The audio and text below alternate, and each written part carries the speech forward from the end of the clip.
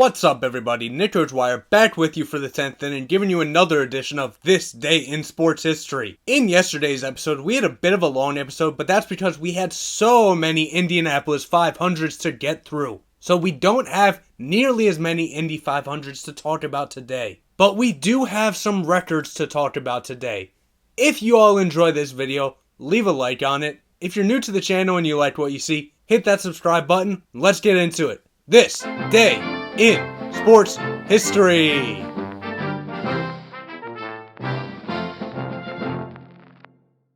Yesterday we talked about W.G. Grace becoming the first cricket player to get 1,000 or more runs before May ends. Well, we have the second player to do so in professional cricket history in Tom Hayward.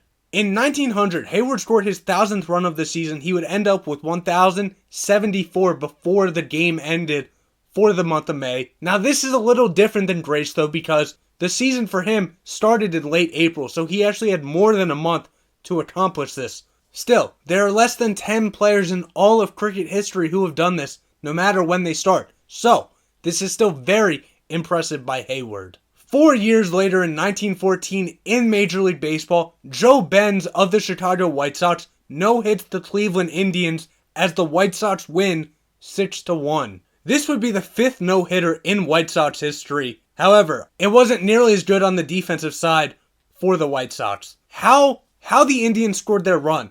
Benz allowed 2 walks throughout the whole game, but the defense was just sloppy. 3 errors by the White Sox. There were 3 errors by the Indians too, but we're not getting into that. 3 errors by the White Sox.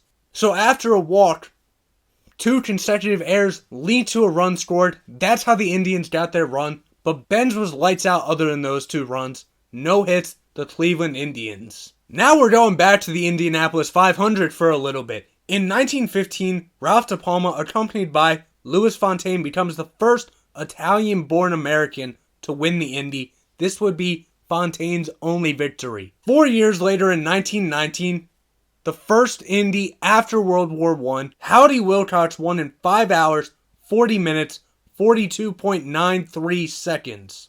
A year after that in 1920, Gaston Chevrolet wins in 5 hours, 38 minutes, 31.901 seconds. Then 6 years after that in 1926, Frank Lockhart won in 5 hours, 12 minutes, 48.768 seconds. The 26 race was shortened to only 400 miles due to rain. Then we move off the Indy right back to cricket. In 1928, Charlie Hallows scores his 1,000th run of the season. Like Grace, he did this all in the month of May. Hallows became only one of 3 players to score all of their 1,000 runs in the month of May. Sticking with cricket in 1930, Don Bradman scores his 1,000th run of the season. This would be Bradman's first time scoring 1,000 runs before the end of May, and 8 years later in 1938, he would do it again 4 days earlier, making him the only person who has ever accomplished scoring 1,000 runs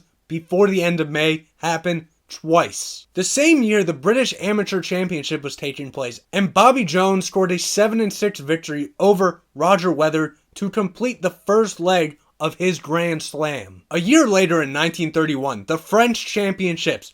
On the men's side, Jean Barotra won his only French championship, defeating Christian Boussu 2-6, 6-4, 7-5, 6-4 in 4 sets. This would be Barotra's 4th and final major title, with it being his only French major. Then on the women's side, Silly Assoum defeated Betty Nuttall 8-6, 6-1 in straight sets. This would be the first of her 2 major titles in 1931. She also won Wimbledon later in the year.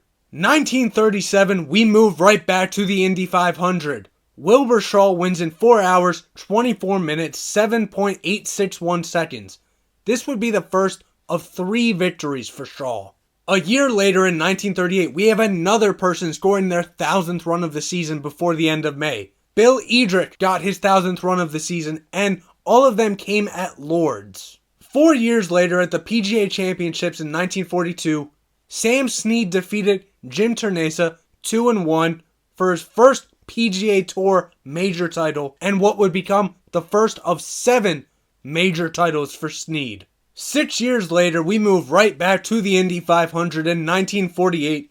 Maury Rose wins in 4 hours, 10 minutes, 23.286 seconds, becoming only the second driver to win in consecutive years up to that point. Then we move right back to golf in 1949 at the PGA Championships. Sam Snead defeated fellow American Johnny Palmer 3-2. This would be the first time the reigning Masters champion won the PGA Championship in the same calendar year. This would be Snead's second victory of 3 total victories at the PGA Championship. In 1950, flip-flop right back to the Indy 500. Due to rain, the race was shortened to only 345 miles, but Johnny Parsons ended up leading after that, and he ended up winning his first and only Indy 500. 4 years later in 1954, Bill Vukovich wins in 3 hours, 49 minutes, 17.261 seconds, getting the second of 2 victories at Indy and consecutive victories.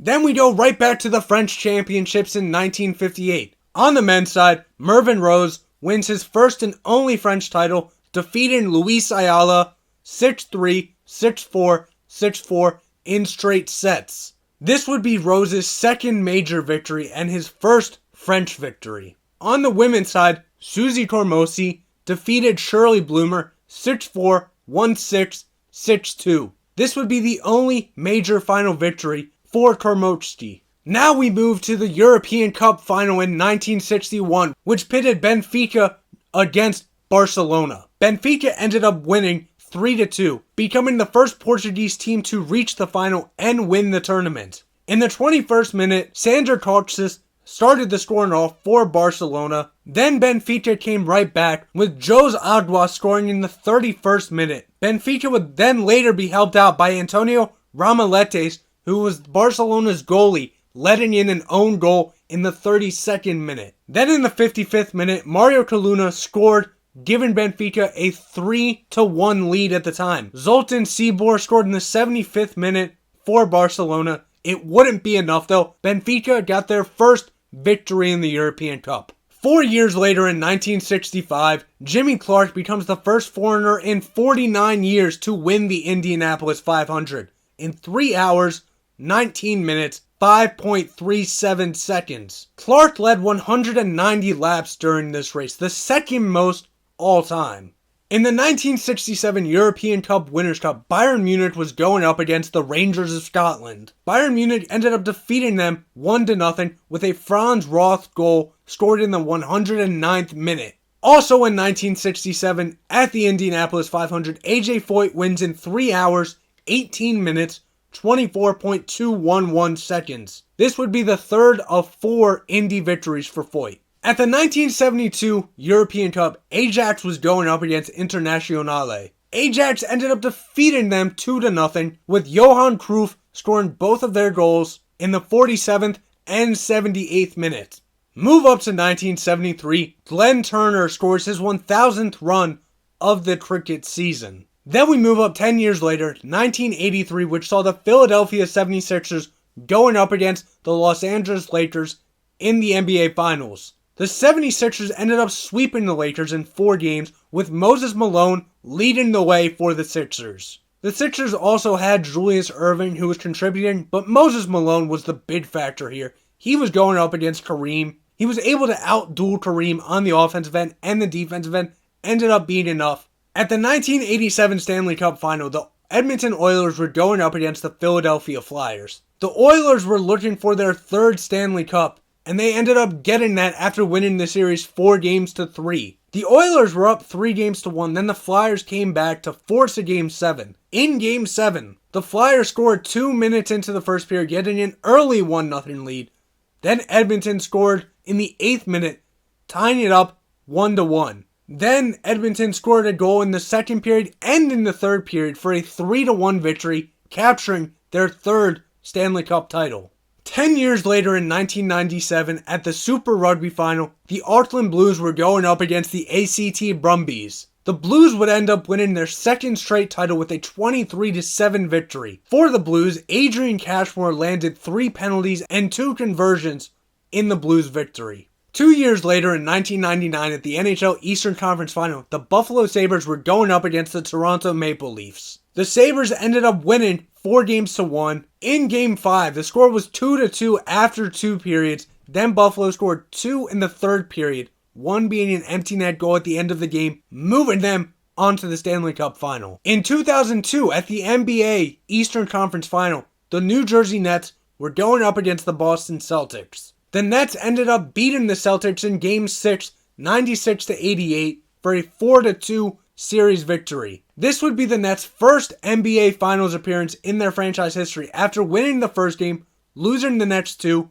and then winning the rest of the games against Boston. Also in 2002 at the NHL Western Conference Final, the Detroit Red Wings were going up against the Colorado Avalanche. The Red Wings would win 4-3 with a 7-0 victory in Game 4. They scored 4 goals in the first period, 2 in the second, 1 goal in the third, with Thomas Holmstrom leading the scoring for the Red Wings with 2 goals. 6 years later in 2008 at the Super Rugby Final, the Canterbury Crusaders claimed their 7th title with a 20-12 victory over the NSW Waratahs. Dan Carter kicked 4 penalties and a drop goal for the Crusaders in their victory. Then finally in 2015, Harriet Thompson became the oldest woman to complete a marathon at 92 years old in 65 days. There you have it. That's what happened on this day in sports history. Let me know down in the comment section something new you guys learned today about sports history. Everybody stay safe out there, and I will see you soon.